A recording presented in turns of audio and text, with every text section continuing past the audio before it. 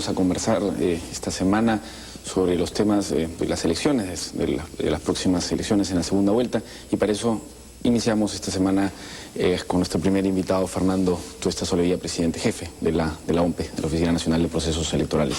Fernando, buenas noches, gracias por venir. Buenas noches, Gonzalo, gracias a ti. La pregunta que me la hacen a mí, como si yo realmente tuviera la respuesta, te la traslado a ti.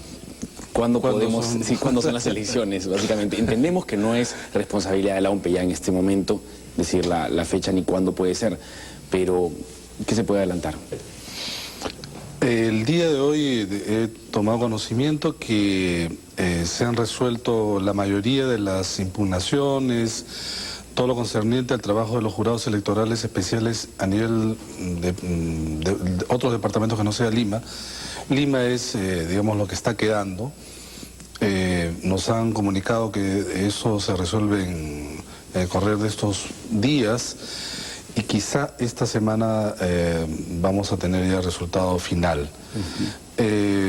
Pero lo más importante de todo, porque el resultado final, que no va a cambiar en nada lo que ya conocemos en realidad desde el primer día, eso que quede claro. Eso es un hecho.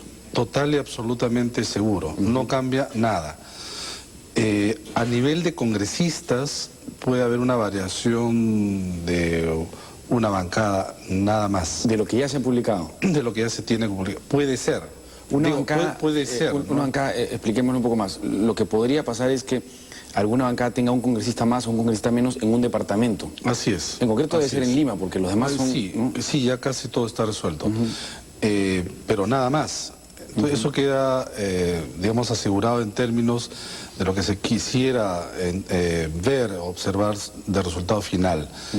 Pero lo más importante antes era que, sin tener el resultado final, en principio no se podía lograr el inicio, empezar el proceso electoral en segunda vuelta. El trabajo, el jurado. Claro, el jurado lo que ha hecho es emitir una resolución la semana pasada, el día jueves, que nos permitía iniciar el trabajo, señalando que justamente los resultados, cualquiera fuera el final, no iba a variar lo sustantivo de la primera vuelta a nivel presidencial. Quiere decir, quiénes son los que pasan a la segunda vuelta. Eso no va a variar. Lo que nos permitió iniciar el proceso con el sorteo de la ubicación de los candidatos en la boleta electoral o en la cédula y iniciar la impresión de las cédulas electorales, lo que justamente nos permite luego de un tiempo hacer todo el proceso de almacenamiento, preembalaje, embalaje, distribución, para que llegue a las distintas circunscripciones y en su momento a las mesas de votación. Pero asumo que todo eso se trabaja ya con esa resolución del jurado en la mano, con un cronograma tentativo. Así es. ¿Cuál es este cronograma tentativo? Este cronograma, en realidad, lo que nos dice es que para desarrollar y organizar bien el proceso requieres aproximadamente 30 días. Con lo que estamos trabajando con una fecha tentativa el 3 de junio.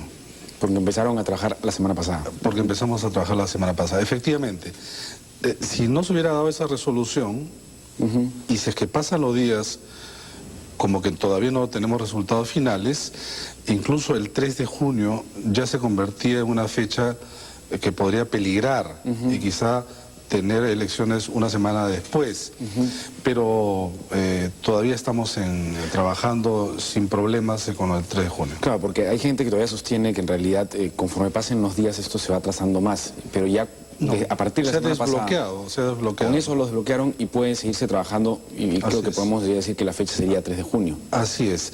Claro, nosotros no colocamos la fecha, es el jurado, pero también es cierto, y lo ha declarado el propio presidente del jurado, que para colocar la fecha requiere un informe nuestro. Nosotros se lo hemos alcanzado en su momento, les hemos señalado cuáles son estas rutas críticas que a nosotros nos señalan cuánto tiempo se necesita.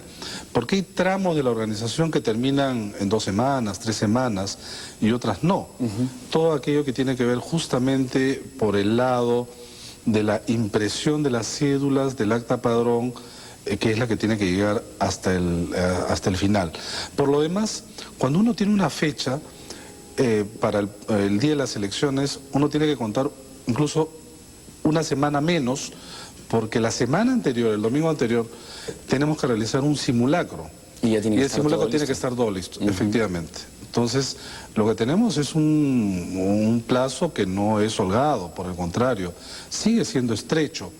Pero este es lo que nos ofrece, lo que nos demanda la ley, cosa que en su momento vamos a tener que cambiar. El informe que le presentaron al jurado entonces decía que ustedes no tenían ningún inconveniente con una fecha como 3 de junio, por ejemplo, en la cual llegaban bien, llegaban con tiempo. No teníamos problemas bajo la condición que se resuelva todo alrededor del 3 de mayo, porque necesitamos 30 días. Ahora es curioso porque la ley lo que dice es que dado el resultado final, el jurado convoca dentro de los 30 días. Pero en la misma ley tú puedes ver que es imposible dentro de los 30 días. Es decir, no podemos hacer elecciones tomando ese plazo digamos, en plenitud, que sería desde el día siguiente hasta el día 30. O sea, podría convocar para el día siguiente. No sí. podría, además porque la misma ley te imposibilita que sea ni a la semana siguiente ni a las 2 semanas, dado que hay una serie de procedimientos legales, pero además de la propia realidad. ¿Cuánto tiempo tienes que invertir en, por ejemplo, imprimir más de 15 millones de cédulas y una serie de otras Y eso cosas, ¿no? materialmente implica más o menos 30 días. O sea, se da un 30 plazo días menos una semana que todo tiene que ser, son 3 semanas como mínimo. Como mínimo. Como mínimo. Habría que hacer una aclaración, una precisión en esa ley, ¿no? Y convertirla quizás en, por lo menos, que se convocara hacia los 30 días para que... Cuando uno observa las leyes electorales de otros países, incluso las nuestras, lo que ocurrió con la ley orgánica de elecciones